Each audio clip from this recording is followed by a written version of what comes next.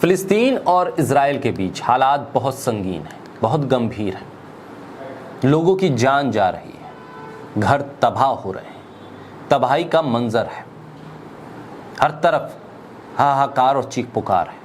और इस सब के बीच एक गिरोह ऐसा भी है जो फर्जी खबरों को सर्कुलेट कर रहा है, फर्जी खबरों के आधार पर रिपोर्टिंग कर रहा है और उस फर्जी खबर के आधार पर की गई रिपोर्टिंग को आधार बनाकर बड़े बड़े ताकतवर मुल्क बयान दे रहे हैं और फिर फिलिस्तीन पर हो रही बमबारी को जायज ठहरा रहे हैं। लेकिन जब हकीकत सामने आती है, जब आंखें खुलती हैं, तो महज ये कहकर इस बात से पल्ला झाड़ लेते हैं कि ये कोई कन्फर्म खबर नहीं थी जिसके आधार पर हमने बयान दे दिया, जिसके आधार पर बमबारी हो गई, जिसके आधार पर लोगों के घर तबाह हो गए, वो कोई कन्फर्म न्यूज़ नहीं थी। एक मजहब, एक मुल्क के खिलाफ सोशल मीडिया पर प्रोपेगेंडा चला दिया गया उस फर्जी खबर के आधार पर। एक ग्रुप को, एक मुल्क को, एक मुल्क की हिफाजत करने वालों को आतंकवादी कह दिया गया उस फर्जी खबर के आधार पर। यह है फर्जी खबर की ताकत, फेक न्यूज़ की ताकत। ये न सिर्फ इजराइल और फिलिस्तीन के बीच जारी जंग के दौरान हो रहा है, बल्कि हिंदुस्तान में तो हर रोज़ किसी ना किसी मुद्दे पर सियासी अपनी अदावत के लिए फर्जी खबरों को बढ़ाया जाता है।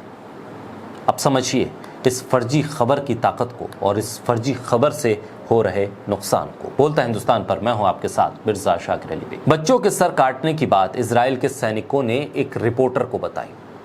रिपोर्टर ने खुद कन्फर्म नहीं किया, जो उसे बात बताई गई उसने टीवी पर बोल दिया और फिर कह दिया कि कन्फर्म नहीं है। लेकिन उसी रिपोर्ट को बेस बनाकर, उसी रिपोर्ट को आधार बनाकर सबसे ताकतवर मुल्क के राष्ट्रपति जो बाइडेन ने बयान दे दिया। अब राष्ट्रपति के प्रवक्ता, व्हाइट हाउस के प्रवक्ता कह रहे हैं कि कन्फर्म नहीं है, यानी किसी को पक्का पता ही नहीं, लेकिन इजराइल के जरिए प्रसारित झूठ दुनिया भर में पहुंच गया। दुनिया भर के हर मुल्क में, हर सोशल साइट पर यह फर्जी खबर पहुंच गई और फिलिस्तीन और इस्लाम को लेकर टारगेट किया जाने लगा। इस सब के बीच दोहरे रवैये भी सामने आए। यूरोपीय आयोग के अध्यक्ष उर्सुला वॉन डेर एक साल पहले यूक्रेन में जब रूस ने बिजली के बुनियादी ढांचे को निशाना बनाया था, तो पुतिन के खिलाफ बयान दे रही थी। आज जब गाजा को इसी तरह से आइसोलेट किया जा रहा है, खाना, ईंधन और बिजली को पूरी तरह से काट दिया जा रहा है, तो इजराइल के साथ खड़ी हैं, इजराइल को समर्थन कर रही है। यह है दोहरा रवैया और इस दोहरे रवैये के बीच से पनपती फर्जी खबरों को यही लोग सहारा देते हैं और इन फर्जी खबरों के जरिए दुनिया भर में एक एजेंडा, एक प्रोपेगेंडा बनाया जाता है जो सीधे तौर पर इस्लामोफोबिया से जाकर जुड़ता है।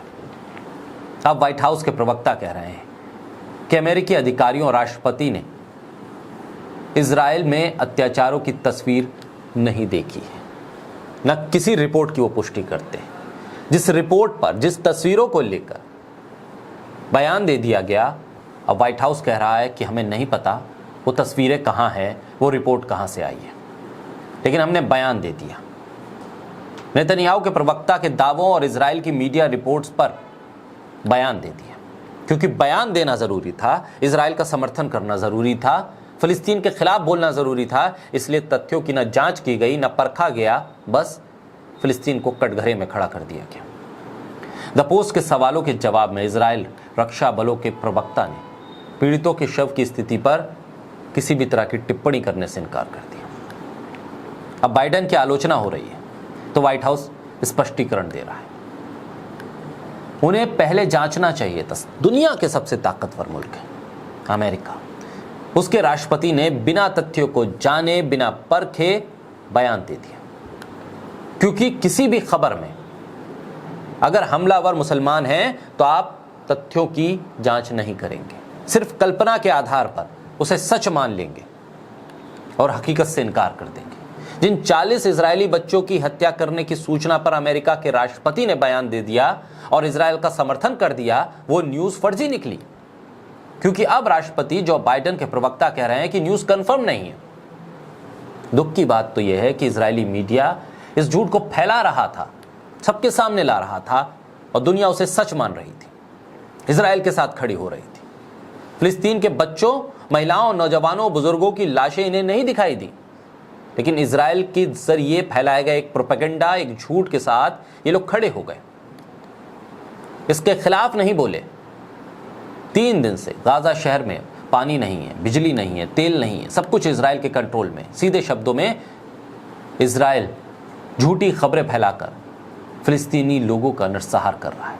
इन झूठी खबरों को बेस बनाकर वहां हमले कर रहा है, खाना, पानी, बिजली सब बंद करके उन पर बमबारी कर रहा है।